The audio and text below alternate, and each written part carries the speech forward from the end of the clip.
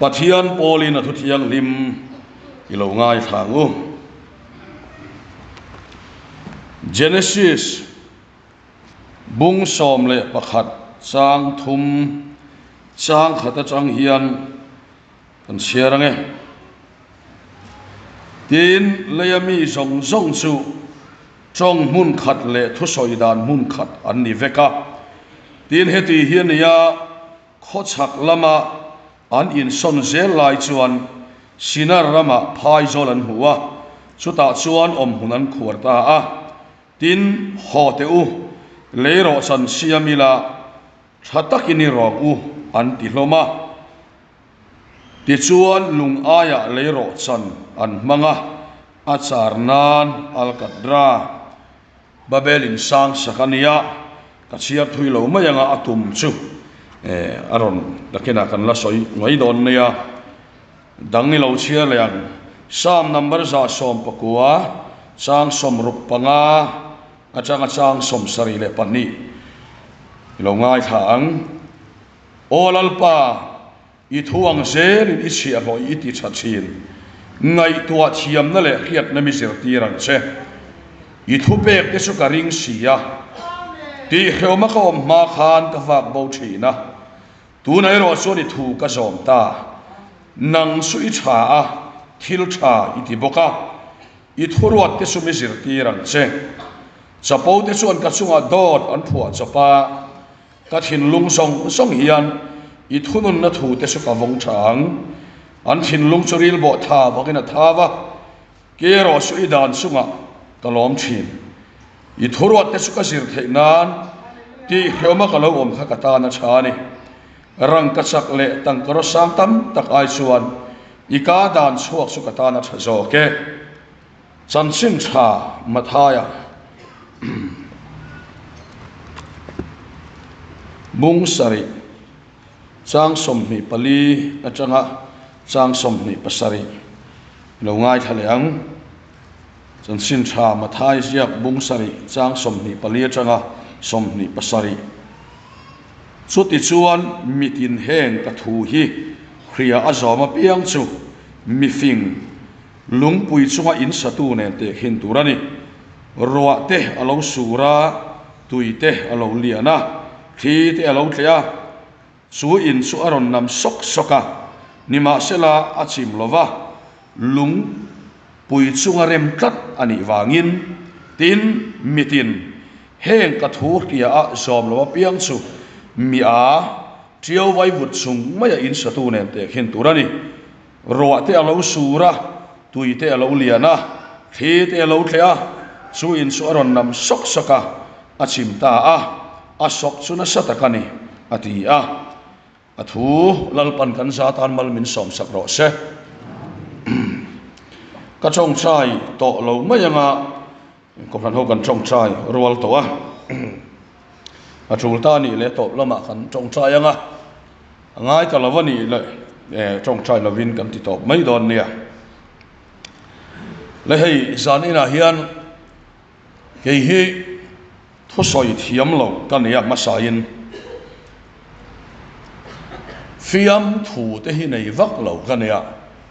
so wang chuan fiam thu hi han tho du ve ma ila hemi free sarmona tak phei chuan ka thiam lawang reng khop maya chu wang sang ka thosoi bo hi atak deu hlek du lo ta so na ngai nom vak lo thina ni so wang chuan nei thosoi thiam lo tak mai kan ni ti kha masain kan soi masani zaina kan thupui atana kan than chua soi Christian sung ko pual khu sai ta nia sermon voi thumom dona in rin ni san pathian ni chonu pathian ni san ani dona sunga chuan atira chuan voi li a khan ka ngai awangin kan in set sual deuh leka amaro chu chunga chuan kan khung man tho tura ngai ta ila zanina kan thupoya tan chuan chung ko lungphum Krista ti mangin pathian thu han soi masak kan duani chung ko lungphum Krista ti kha ani amasa in hei Christian chung kwa kan soi don awangin Christian chung kwa hi chini hlom lian devin a soi theinin ka ria apani na han soi kai de ila Christian chung ka om dan tur le nun dan tur ya a oma tin Christian chung ko ni na a oma athil ton a oma athil to a oma Christian chung ko ni na a hian mi a chian phot lo chuan Christian chung ko om dan tur hi phurri da chang thei ani Christian chung ko om dan tur le ati tur kha atan hu phor om lutuk le thin velo ni in riat na om theya so wang chuan Christian chung ko chu engeni ti hi riat ma sa phot nga in kan ria nak tuk so nu lama te zan lama te Christian chung ko om dan tur le ti tur kan la soyanga zan ina hi chuan alung phum so soiri kan duani ne soiri kan tumani le i chuan ti hian soita ila Christ chung kwa hi ama sa in mithiam te chuan chung kwa anga hovel mi khing kan lo om tram na hi bi si sang riat le sang sar in kar bor ver ni in an lo soya ti chuan chu a hu hova om khoma mi khing te chung kwa anga kan om khom tan tir lai bor vel an soi dan ani a kan bible a chuan chung kwa hi eden huana adama le evi asiam lim khan adama chok siam lovin an pani chawa om turati lovin sitam tak kha in lo pungula leilung lua khat ro tin pathianin thu mala som nga la tiang chuan ya wangin san ina hian chung kwa hi alo upa le ni tin pathianin kan bible chunga phei chuan chung kwa hi adin masak berani ti hi siang takin kan huani hei hi chu soipo atam to in karinga chu kan ril ruwa lo om sela tin chung kwa hi hebrai hovin soidan an na ya chu bait tian ni a chu kal khom mun pakhata om khom soina ni chu inna house ina om khom chen ho za soina ni a tin hebrai ho vekin pakhat soil na dangan nei le chu asa tam ta ka oma pani chia hebrai mi ka kan langa bet up antia chu pa in tinania house of father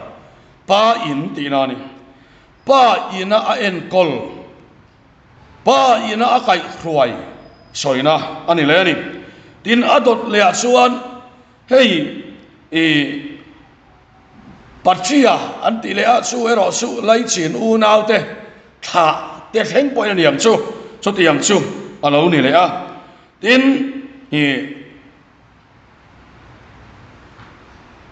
Greek ho ina an lo soi le chuan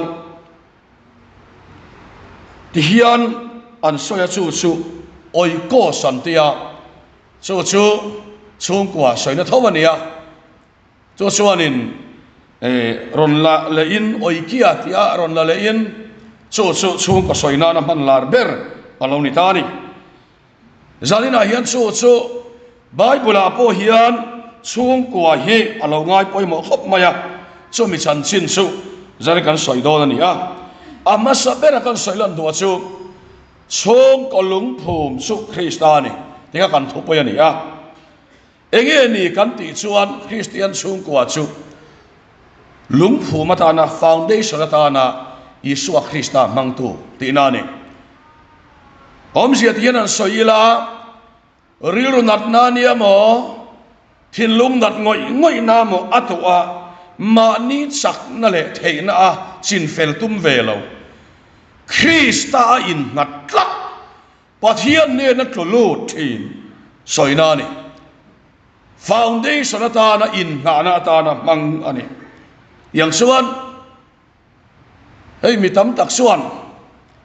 Christian sungkwa kan hanti hian a in nga na ta ne alung phu mata na lal i suwa mang chuang mi alo fel em mai cha em mai om ve thaya zani na ka soilan du chu alung phu mata na i suwa Krista mang tak tak ani in nga na har sat na thipuin alo nuai poa tuar nain alo nuai poa chu lung pui Krista atlan lu thin chu i suwa Krista him na sang thin chu lung phu mata na mang tu ani chung ko van duai tak pon lo ni thei chung ko har sa tak pon lo ni thei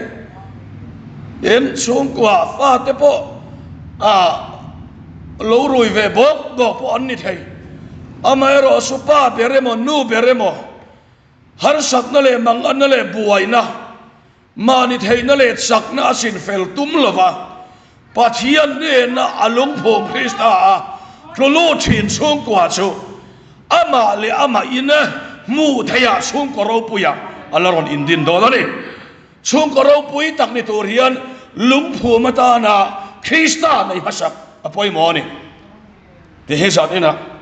kan soi du ni ka testimony trong toi te kan soi lo ka ma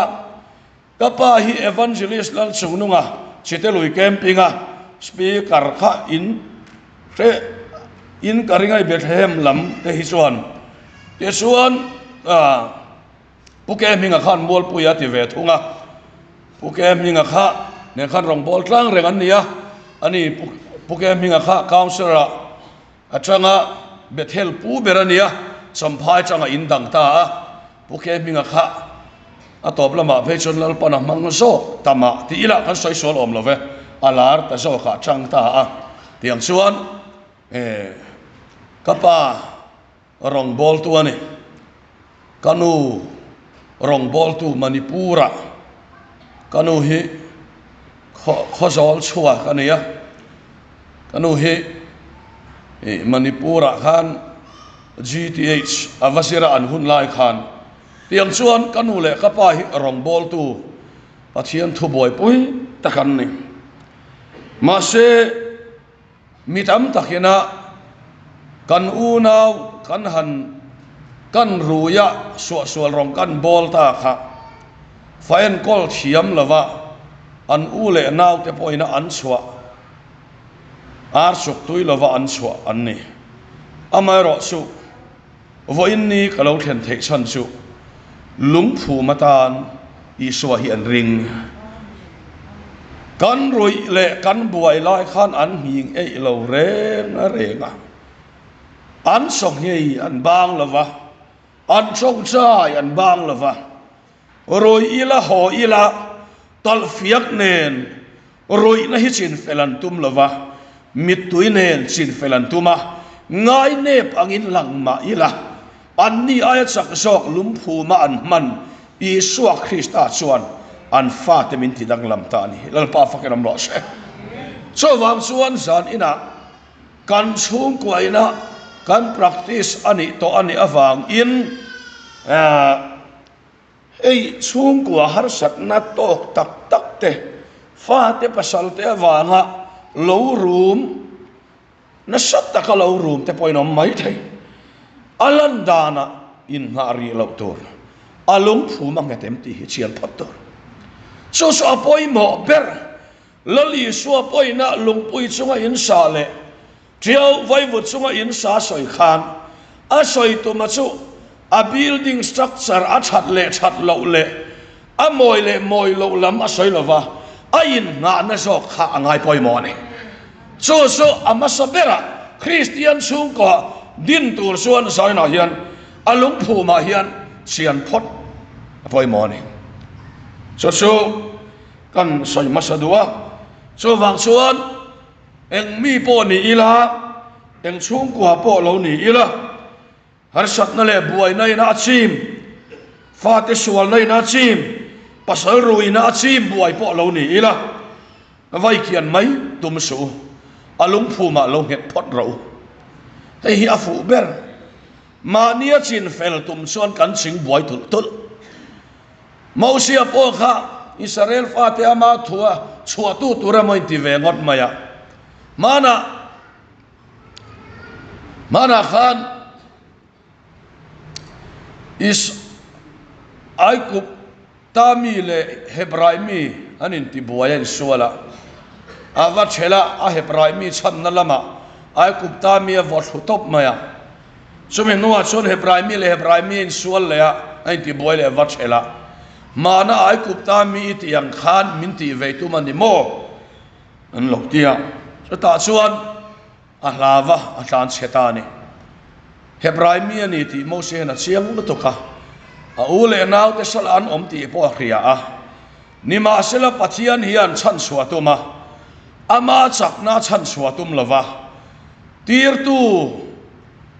thok tu tharau thiang lim rin chan lo chuan mo sia kha chan suatira tum lo pathian thil ti theina le pathian chakna aman sovin Israel fa te chan suak ta yani so ni zan ina kan soi lang du boka so wang chuan za ina hian helai apoi mo chu adot le tu tan chuan eng wang nge kam ti chuan lung phu mata na in nga na ata na kan man lo chuan keima ni atopa kan buaya kan chau chia a so wang chuan veidon na in min man le a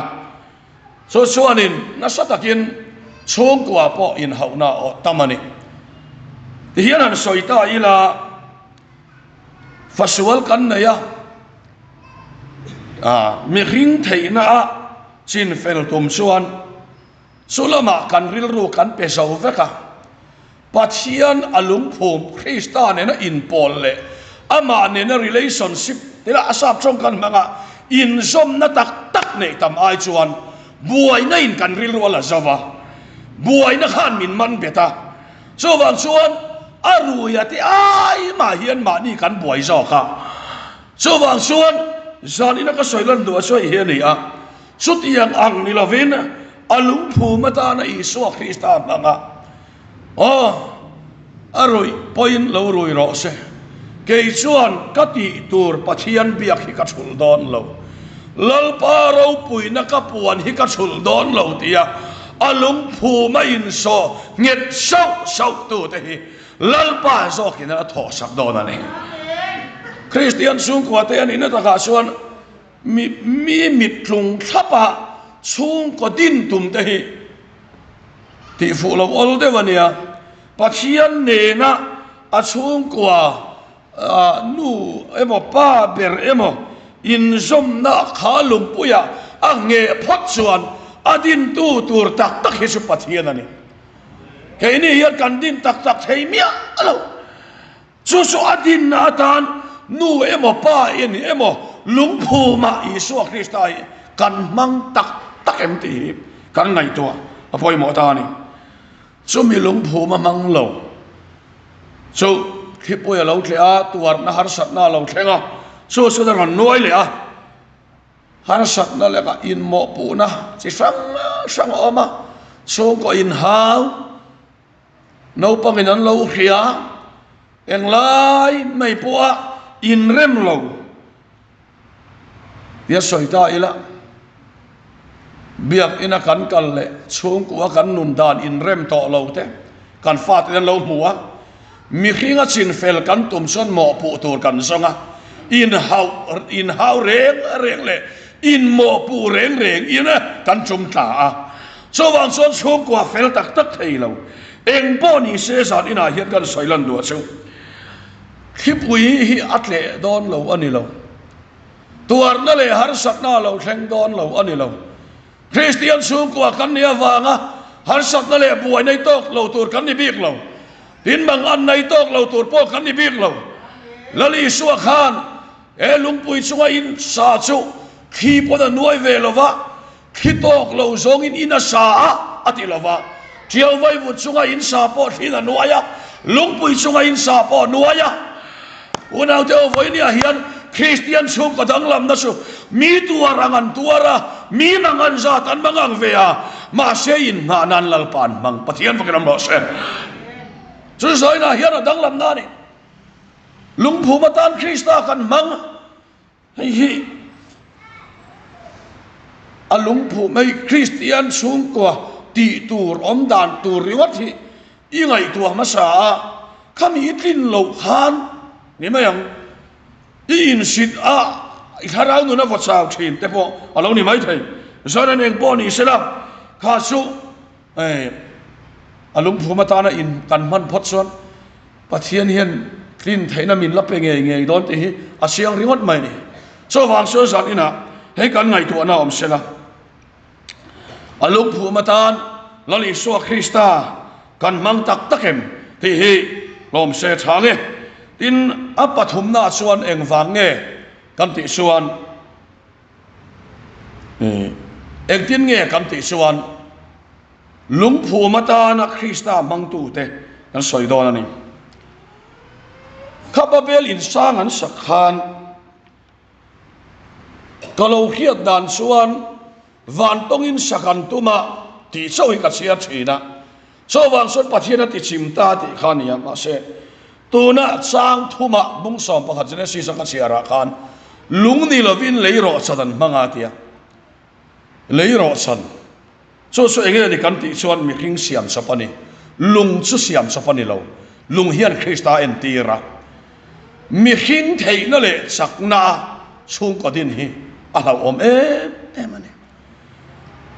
tuna hian Christian sung ko din na tura hian then khat chuan fin na te thiam na te kan ota zir na te po kan ota ama ero su kan lungphu matan hian Isua Krista hi kan man tak tak lo chuan voinia hian chung kwa kha hankal ma ila babelin sang saka po khan aron chim ta chia maya lung ni lova le ro chan man khan atopa chonga in pheta lova chonga buai nuai tamai ani kha so tiang sia chuan mi in lungphu matana Krista aman lo chuan pa in fa chonga ka thiam lova fa in pa chonga ka thiam lova nu in fa in nu te chong mi zo chong takin kan in bia tu ma kan in man lo lungphu matana Krista kan man phot chuan kan chong kam khat po hilal pan malasom pathian fakirom ro se ani ne ta ga so lu nau te u atak tak hi ni angai kan ti tiang ti hian atak tak hi ni angai ka ti top maya lalpa ne na in lei chin na tak nei si lo pon lama cha ang achawa lan tum na lungphu matan Krista man thei lo alo kala to pa nge le thau so wang suan salina hian hei pathian tuina min ko mo cho ni a lung ni lovin leiro sana mang pa ber thin lunga Isua nge lalber Isua le ako khan nge lalber tai rong bolen kan kala tun ma son ko khan nei tu pa ang ti upasi nga po hian nei tu deu thu deu hian om chidani tu nei son atam zo nga be son ko khan nei tu pa hi kan om pe to mang mi mak lu tok mo ko khan nei tu pa deu hian om ve a so tiang so kan om pe to mang lo so tiang deu chuan zanina hian sum le pai ai po a pathian ne na in som na nung tak a thin lunga lala ber china chu chung ko hi aman adin ha angai karing lo lal paradin sakang pathian wakinam no se ai ke su karil ro lian ber ani ka chung ko aya ka ngai poi mo jok chu ka chung ko min din sak thei to pathian hian ni ama ne na in som na le in lai china tak ama ne na sum le pai tlak cham ni apo suma kain ngat lo Isu nang hikalom na ini min ati zat thei chuan chong ko hinal panaladin sak anga ma se ani ne ta ka chuane lal panadin sak tur nu le pa te hi piang thar lo mang an sat mang ang lungphu matana Krista mang lem lo khipui na ron nuaya piang thar lo te ngin ruala nghieng mai kan tam viau mai long mo ti ngai tu thama oma so wang son son ina hian thil tak tak ingai tu ateng o mang an le tlak sam nia po ka tha phang lo ke zong engang point om mai la lungoi sel ka cheng to miti sak tu lal pa son eng kim ka the thaya ne hau som dan ka thiama re thaya om dan ka thiama account ta enga ma om lo sung hian isua ka nei ani ti thei to ne ya ngai lung phu ma tan tak taka beng mang lo lung phu ma ta na thiam na mang lo thiam na kan ho lo beng kan ho lo lung phu ma ta na beng sum le pai mang lo tlak sam nia po lali swa thamon pui nia ngai lal ba fa kan nos sutiang ang mi lung phum nun lung phu ma ta na Krista mang tak tak tu chu kwa chu a cheve don lo ai cái karing tak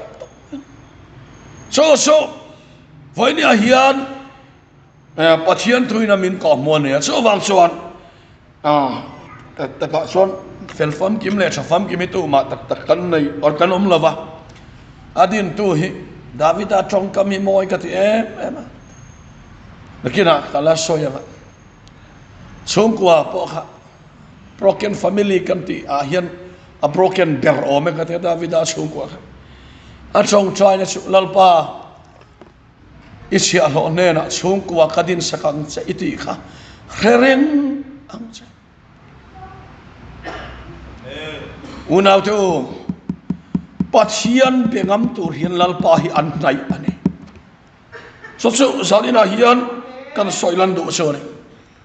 pen adon le chuan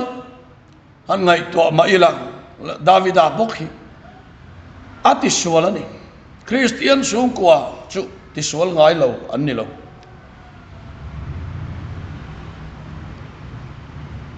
mi khing hi saklo chang te kan nei ti sual ve thei che sual thei kan nei davida po hi a che suala bersebi uirea na thanaron kala zole na thana pathian ngai dam che atia suala in puanga davida ni ma sena in hi khan dai na chu asan lawang ti te inu pui la kai fa hi chu athiang ti te soya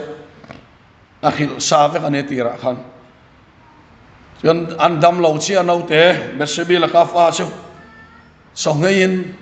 a chong trai pathian ne na dam le di la mitui ne na cho ei lova alua vai vu ta phula an thi chi ain khong ranga tu ma pa ya du lova ain khong ranga a sipai te si alo ten a thi tien khil ngam lova anin khil ruwa adam lo lai pon heti khopina tuara a thi phei suan eng tin nge ama thial te ain ki hum palange tinan khil ngam lo thuan in khil ru kha david na lo thia akhir vele sakhia kain noya te chuan cho eya a chuan makan ti ema enga tinge adam lo lai khan mit tuine ni chong cha ya choi ei lova tuna thita chenga tuar via om takinia sakhia in noya choi ei tak mai antini kha davida chuan ava mak tak ta hian ro pui ka ti mai chu ka fa pa su adam lo nan ka chong chai tu na chon lal pa ne na la ta ke po ane na ka kal ve do na ni davida nun su engtin nge kan mu chon a thin lung nat na ber lo then khan lal pa la ka ala khang lova atuar na le anat na in pathiana aum nai ta zo khane Christian song ka lung pho mata na bang to nu le pa chu tuar na le har sak nain an rong bol na ti thul ve lo tuar nain le har sak nain lal pa la ma so he chin ta hian ni pathian fakin om no sa tuar na le har sak nain a so nge tul ta hi Christian sung ko lung phom to te son ni ei kan mosela mai bula ta hian tuar na le har sak na suan lama rong bol na te pathian biak te na te suan lama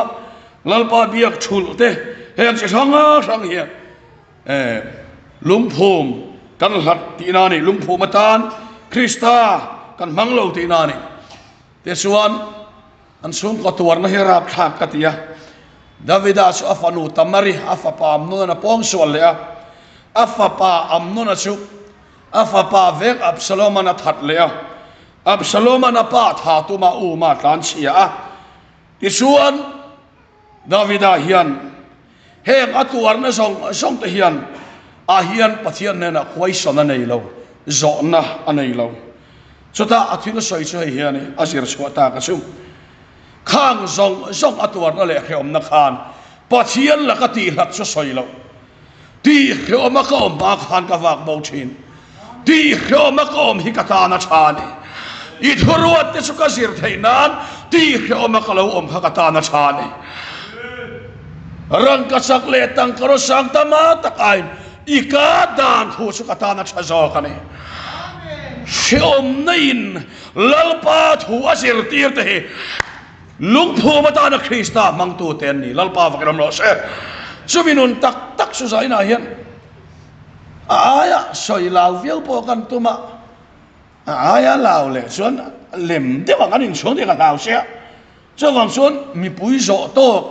bo kha ka ngai to chia lo pathian thoi nia ti chia kha ka ngai to cho wang suan sai na hian u nau te o nang mai lo ngi ngani thei nghiêng về lâu lalpa ma ituar na le harsat na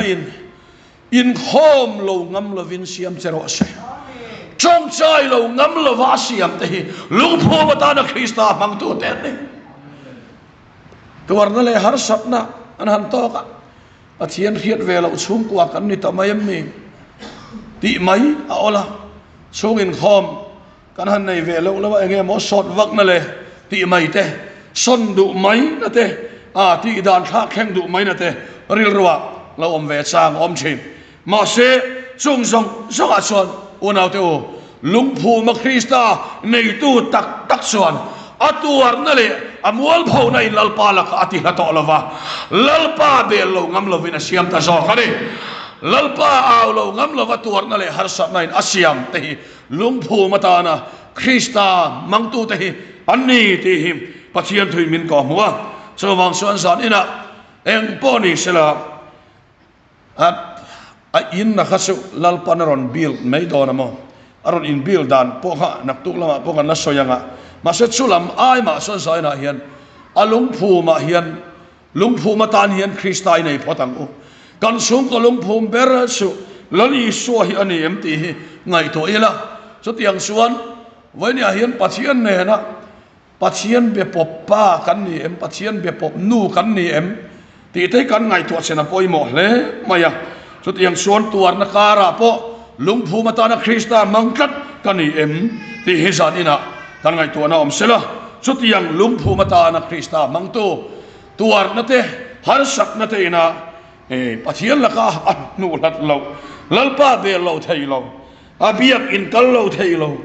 chung ku a thing chia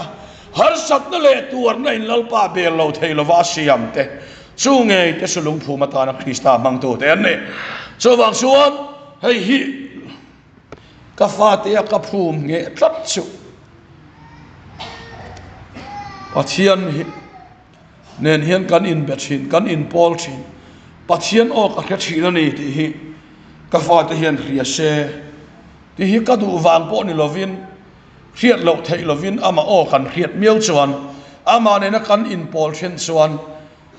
bedroom a te jing chong cha ya te tlai chong cha ya te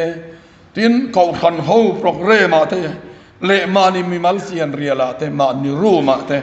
tin kan chong chai room kan nei kherawani point mani bedroom a mani pindana te chunga chuan pathian kan pol thin lungphu matan kan mangani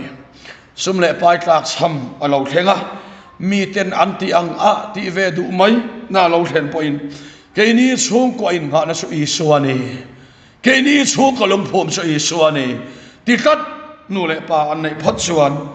khawela hian an ring an rol ve ka ring lo han kan ve don ma sela lungphu matan Krista hi anu le paten mangani ti hi an munge nge yanga an ron let le don thau so pathian thoi min ko more so wang suan zan ina suan lungphu matan